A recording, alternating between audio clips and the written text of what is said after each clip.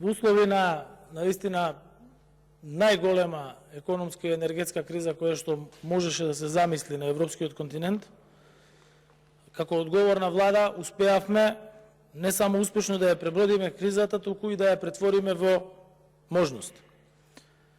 Пред себе сакал да послушам неколку параметри и показатели зашто кажувам дека успешно се справуваме со кризата и со инфлацијските текови.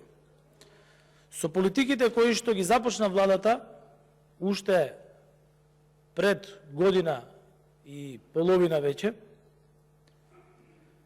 успеавме да ја покачиме минималната плата и просечната плата на историски највисоко ниво. Постигнавме 100% зголемување на минималната плата во однос на 2016 година и обезбедивме системско загарантирано решение за да не зависи никогаш повеќе како порано од која било влада и со тоа работниците да бидат оценувани. Денес минималната плата е над 20.000 денари, 20.750 денари, споредено со 8.000 денари во 2016 година. Имаме континуиран раст на просечната плата, а пензиите во март 2023 година, споредено со март 2016 година, се зголемени и тоа просечната пензија за 47%, а минималната пензија за 60%. Некои ќе се обидат да ги побијат овие бројки со коментарите од типот дека платата ја јаде инфлацијата. И затоа дозволете да појаснам и да дадам една споредба. Ако во 2013 година биле потребни 4 минимални плати за покривање на една потрошувачка кошничка, денес се потребни 2,1 минимални плати за покривање на една потрошувачка кошничка. Со намалувањето на инфлацијата, која веќе 4ти месец поред се намалува, за една потрошувачка кошничка ќе бидат потребни 2 минимални плати. И нема подобар показател од ова што сега го кажав во однос на зголемувањето на минималната плата и покривањето на трошоците за живот. Оваа влада го штити интересот на граѓаните и стандардот на граѓаните и тоа го покажавме и докажавме со практикување и преземање на мерки и на чекори кои се базираат на економски показатели и тоа во консултација со сите засегнати страни во општеството. Со цел да излеземе во пресред на потребите на граѓаните, под налетот на најавените зголемување на цените, ги замрзнавме и намаливме цените на дел од прехранбените и хигиенските производи. На последната владина седница го продолживме и рокот за важноста на замрзнатите цени на овие основни прехранбени производи во текот на наредните 2 месеци. Исто така сакам да го поздравам работењето на Државниот пазарен инспекторат, на Управата за јавни приходи, на Министерството за внатрешни работи, на Министерството за економија. Вчера излегува со соопштение како одредени компании во државата сакаат да се богатат на грбот на граѓаните. И сета онаа стока која што беше одземена, таа беше донирана на оние кои што им е потребна, а сите веќе им се испорачани казните во однос на злоупотребување на пазарната положба и непочитување на законските одредби во делот на заштитата на потрошувачите и на другите одлуки кои што се носени согласно со законската регулатива. Тие компании се објавени со име и со презиме, се работи за нашите најголеми трговски ланци и тие треба да го навистина поправат своето однесување, затоа што нивното работење зависи токму од тие граѓани кои што купувале кај нив и затоа израснале во толкави компании со толкав обрт на финансиски средства и со толкави профити кои што ги остваруваат. Донесовме и пакет на антикризни мерки во износ од 760 милиони евра, кој што е оценет како најголем пакет во однос на бруто домашниот производ спореден со сите земји во регионот. И ако ги погледнете вестите во сите земји од регионот, кога се носеа пакетите антикризни мерки, владите во другите држави беа критикувани дека имаат полоши пакети антикризни мерки од нашиот. И на крај дојде потврдата од Светската банка.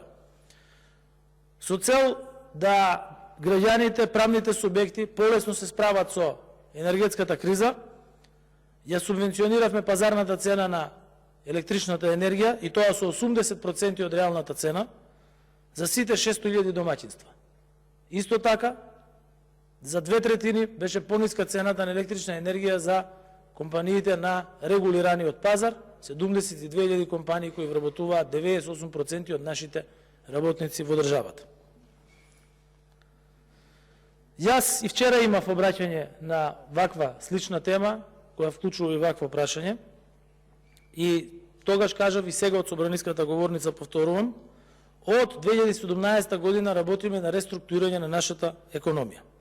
Во 2018 година беше одобрен планот за економски раст и тогаш за прв пат почнавме покрај поддршката на странските инвестиции да ги поддржуваме и довашните инвеститори.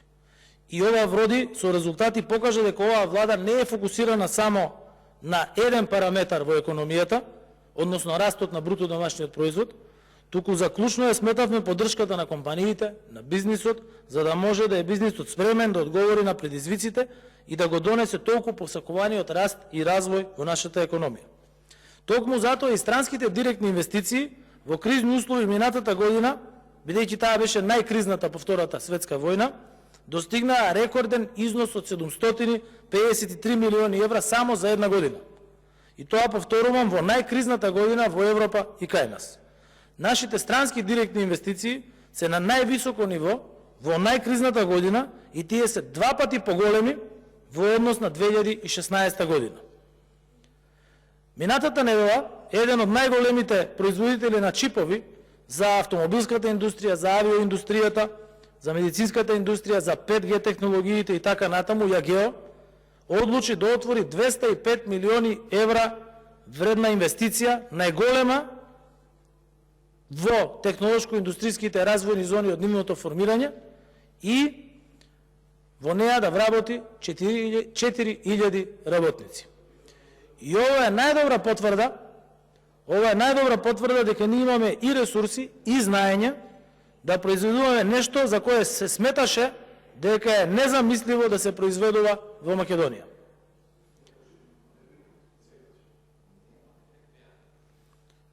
Последните 2 години се постигнати договори од над 650 милиони евра, што е над половина од вкупниот обем на донесени инвестиции во претходните 10 години.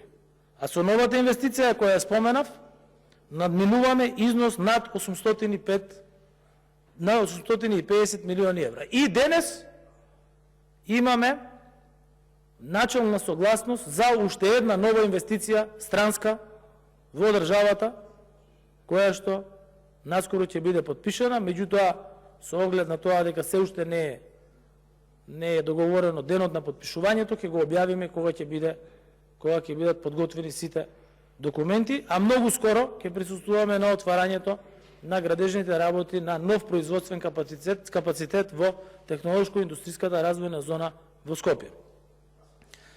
Тука исто така сакам да напоменам дека минатата година во услови на најголема криза имавме рекордна реализација на капиталните инвестиции во државата, 465 милиони евра, што е за 60% повеќе од 2014 година.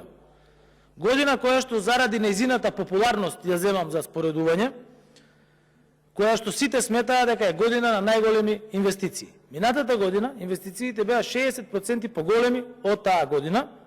Значи, спомениците кои што ги гледате, целиот оној стиропор, жални врби, среќни врби и така натаму, 60% поголеми инвестиции има оваа година од таа година. Единствената разлика е што тогаш за 1 евро инвестиција се трошеа 4 евра за реклама на телевизија.